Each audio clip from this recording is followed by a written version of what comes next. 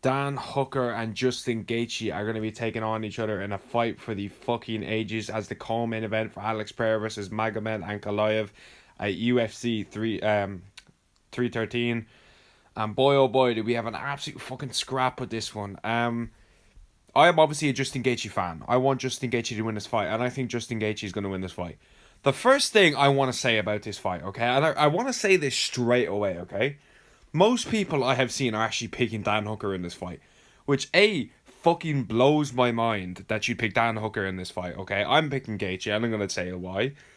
B, Dan Hooker is not Max Holloway. Okay, that is the first point I want to get across in this video, okay? I'm going to be saying that throughout this video because that is one thing I think people are completely overlooking here with this absolute fight. Dan Hooker is good at keeping range, 100%. He 100% can find moments in the pocket to be able to hurt Gaethje, potentially finish him, and win this fight. People are acting like just because he lost to Max Holloway, okay, he wasn't on the best form of his career against lightweight strikers. He chinned Dustin Poirier, okay? He beat Rafael Fiziev. Fucking Fiziev. Everyone was picking Fiziev to win. I actually bet on Gaethje and that fight because I thought he was going to win. Anyway, Fiziev, he outstruck Fiziev in London, okay? He chinned Dustin Poirier in Salt Lake City with a head kick. People are acting like this dude is coming off 2 losses and now they're giving him Dan Hooker. Dan Hooker barely beat Mateus Gamrot, okay? Barely, bro. Literally, he lost that fight in my opinion, okay? And people are picking him to beat Gaethje. I honestly don't get it, okay? People are acting like, oh yeah, like Dan Hooker and Max Holloway. Not people aren't saying that, but people are probably looking at this fight. People are probably looking at this like, oh, Max Holloway had class, success at range. Dan Hooker's definitely going to have success at range. Fuck off, okay? These are such different strikers. To even compare Dan Hooker versus Max Holloway in the striking department is utter insanity. Okay, absolute fucking insanity. I think Gaethje's going to be able to drown this guy. Gaethje's been one of the top lightweight for years. Okay, he's got wins over Dustin Poirier, Fiziev, like I said, prime Tony Ferguson, Michael Chandler. These are some great fucking lightweights. Okay, interim champion. Arguably took the first round off Khabib. I know, like, he got submitted and all that, but still, these are talking points to this fight. And what the fuck are you seeing in Dan Hooker's game? Okay, apart from the whole rangy Dan Hooker, he's got them long limbs, he's going to be able to pick Gaethje apart. Fuck off. This dude doesn't know how to check leg kicks, okay? And he gets dragged into absolute wars. Look at that Dustin Poirier fight. 100% Dan Hooker looked absolutely sharp, but we all know Dan Hooker's not been the same since that fight. I rewatched the Gamrot fight the other day, okay? Gamrot was landing some mad ground and pound in the first round. And people, I honestly, I cannot believe that people are picking Hooker in this fight, okay? It's not as if I'm saying Dan Hooker can't win this. But I honestly think the logical pick in this fight is Justin Gaethje. Yo, Gaethje just gets chinned and shit and then come back way better. Like, it doesn't really make any sense. Like, he gets submitted by Khabib. I know he can get chinned, but he gets submitted by Khabib and he comes back with an absolute fight. One of the greatest fights I've ever seen versus Michael Chandler. Then he loses to Charles Oliveira and just puts on an absolute clinic against Fiziev and Poirier, which makes no sense. He absolutely chinned Dustin Poirier as well. But I think if we're looking at this fight stylistically, Dan Hooker obviously like everyone's saying, Dan Hooker at range is where he's going to find success in this fight. But I think if you look at the way Gaethje fights, I think he's extremely good at being able to get in the pocket at certain moments. And I like his ability to be able to keep at range in this fight. I don't think Dan Hooker's crispy enough compared to Max Holloway to where he's going to be able to find shit. And I don't see him throwing flying shit. And I don't see him really... He's definitely not going to get Gaethje down. And I think since this is a 5-rounder, I actually could see Dan Hooker shooting out of desperation in the 4th. I think Gaethje's going to drown him and finish him later on. Or he's going to get a decision. I just think Gaethje's a safer bet in this fight. Where they're both at in their career, Gaethje's going to be out for a year. Dan Hooker's last fight was against Mateus Gamrot, which we all know he didn't win. Okay, apart from that, who's he beat? Claudio Puelles? You fucking kidding me, bro? Who, like, what are we even doing? Jalen Turner should have absolutely fucking starched him in the first round if he had half an IQ. Half! Okay, Jalen Turner's the most frustrating fighter in UFC history, for sure. For sure.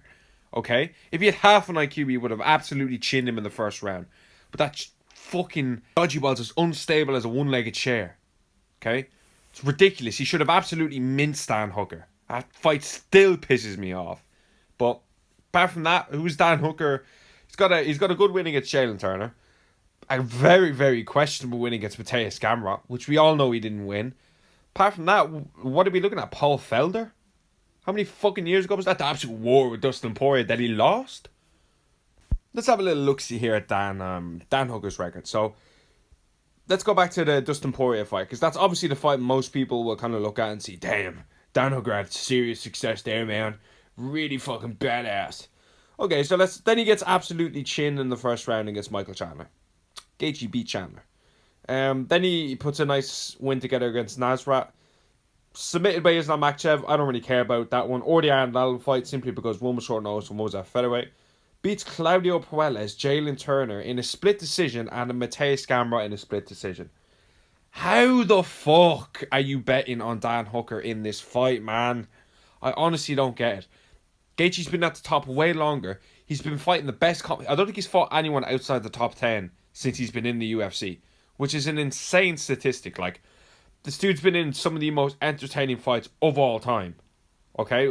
I will always remember Justin Gaethje. Even, like, Michael Johnson. Like, if you know Michael Johnson, you know.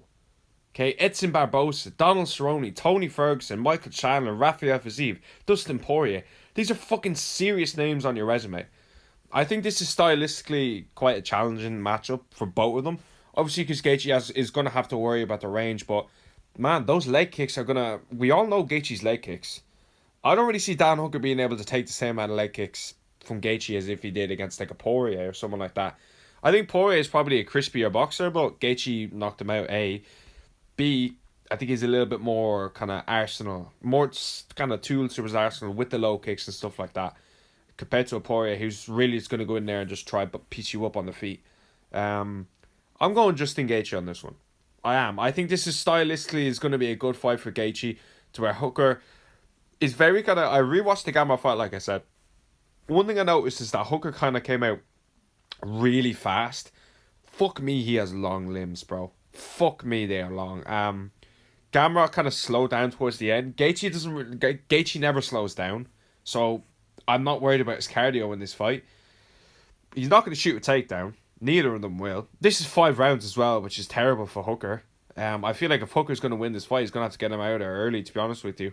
Like, it's going to be a weird fight because it could get drawn into an absolute war, and I don't trust either of their chins to really hold up in an absolute war. Like, Dan Hooker's probably got a better chin. Like, you know what I mean? He's only been chinned, like, badly by Chandler. Barbosa, like, he went down with strikes and all. But the only person I think that absolutely chinned him was Chandler, which is, you know, it's Michael Chandler. Dude's got fucking heavy hands. I don't see Dan Hooker piecing Gaethje up at range and then clinically finishing him in the 4th or 5th like Holloway did. He's not Max Holloway, bro. I cannot explain this enough to the level of striking difference in this fight. Okay? And the fact Gaethje was literally in his prime. He was getting better every single fight. The technical advancements he was making on the feet. Look at that Fiziev fight. I love rewatching that fight. That's one of my favourite fights to watch back. And I just think people are really writing him off after one loss. One fucking loss. And people are acting like Dan Hooker came off an absolute clinic over Mateus Gamrot, butchering him for 3 rounds and picking him at range, doing what he wanted on the feet. He lost! We all know he lost. Okay? That's what I'm saying about this fight. I'll make it more kind of detailed and in breakdown towards the fight, but let me know what you think down below. Thanks for watching.